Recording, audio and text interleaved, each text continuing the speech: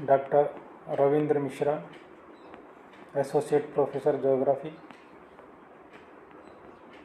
BSR government arts college Alwar.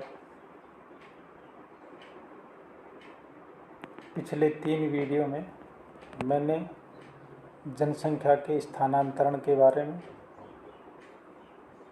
उसमें संयुक्त राज्य अमेरिका में स्थानांतरण,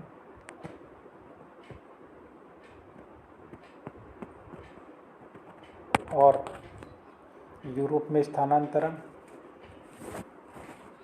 इनके स्थानांतरण के बारे में जानकारी दी थी। उसी क्रम को आगे बढ़ाते हुए आज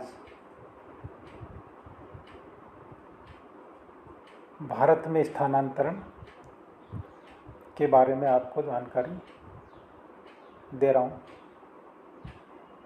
भारत में स्थानांतरण प्राचीन काल से ही घनी जनसंख्या का प्रदेश रहा है। यहाँ की उर्वरा भूमि ने और नदियों ने, कृषि प्रधान बेसिनों ने बाहरी मानव वर्गों को आकर्षित किया है। ईसा से 3 शताब्दी पूर्व, विशेषतः अशोक के राज्यकाल में, बहुत से भारतीय धर्म प्रचार के लिए मध्य एशिया, मंगोलिया, ईरान, म्यांमार आदि में गए थे। समय समय पर बाहर से भी आक्रमणकारी भारत में आते जाते रहते थे, जो प्रायः हिमालय के पश्चिमी भाग में खैबर दर्रे से आते थे।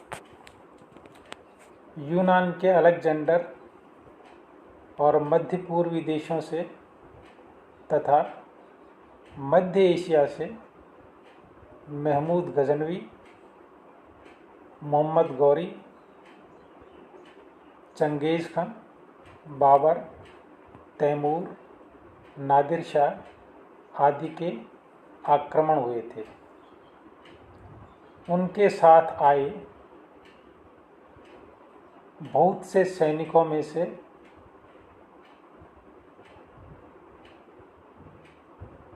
बहुत से भारत में ही बस गए थे। यूरोपीय देशों के लोग समुद्री मार्ग से आते थे। अंग्रेजी व्यापारियों ने ब्रिटेन की सरकार की सहायता से भारत में देशी राजे नवाबों की आपसी फूट से लाभ उठाया और भारत में अंग्रेजी राज्य स्थापित कर लिया। 19वीं शताब्दी में बहुत से अंग्रेज भारत में आए। उनमें मुख्यतः शासन के प्रबंधक और सैनिक थे। 19वीं शताब्दी में भारत के अंग्रेजी शासकों ने लाखों भारतीयों को बतौर कुली भर्ती करके उनको विदेशों में अंग्रेजी उपनिवेशों में कृषि फार्मों पर मजदूरी का कार्य करने को भेजा। ये लोग Trinidad, Mauritius, Nepal, Kenya, Fiji द्वीप, ब्राज़ील आदि को प्रवासित कर दिए गए थे। 20वीं शताब्दी में प्रथम महायुद्ध के समय बड़ी संख्या में भारतीयों को सेना में भर्ती करके अंग्रेजी साम्राज्य की रक्षा के लिए युद्ध करने विदेशों में भेजा गया था। उस युद्ध में लाखों भारतीय सैनिक विदेशी युद्ध क्षेत्रों में मारे गए थे। जो भारतीय विदेशों में जाकर बस गए थे, उनकी संख्या लगभग 49 लाख थी। ये भारतीय मुख्यतः श्रीलंका, म्यांमार, मलाया, दक्षिण अफ्रीका, मॉरिशस, ट्रिनिडाड को प्रवासित हुए थे। इसके अलावा भारत और पाकिस्तान के बीच धार्मिक कारणों से जनसंख्या का स्थानांतरण बहुत भारी संख्या में हुआ था। पाकिस्तान से लगभग 1 करोड़ हिंदू भारत में आए थे। भारत से लगभग 1 करोड़ मुसलमान पाकिस्तान में गए थे। पाकिस्तान गए हुए कई सहस्त्रों मुसलमान 1947 से 1952 तक वापस भारत में ही आ गए। 1971 में पाकिस्तान से हुए युद्ध में पूर्वी पाकिस्तान, अब बांग्लादेश, से भी भारत में लगभग 1 करोड़ शरणार्थी आए। इनमें से अधिकांश यहीं बस गए। भारत में अंतर्राज्यीय प्रवास या तो आर्थिक कारणों से हुए हैं या राजनीतिक कारणों से। आर्थिक कारणों से कृषि भूमि का आकर्षण और उद्योगों में मजदूरों की मांग थी। असम में चाय के बगीचों में मजदूरी करने के लिए बिहार और उड़ीसा से संथाल तथा अन्य लोग गए थे। मध्य प्रदेश, बंगाल और पूर्वी उत्तर प्रदेश से भी हजारों श्रमिक असम गए थे। उनमें बहुत से लोग असम में ही खेती करने के लिए बस गए थे। बंगाल में कोलकाता, हावड़ा और हुगली घाटी में स्थित औद्योगिक केंद्रों में मजदूरी करने के लिए कई लाख मनुष्य बिहार, उड़ीसा और पूर्वी उत्तर प्रदेश से जाकर बस गए थे। राजस्थान से भी हजारों व्यक्ति, विशेषकर मारवाड़ी लोग, व्यापार और उद्योगों में प्रबंधक या पूंजीपति की हैसियत से बंगाल में जाकर बस गए थे।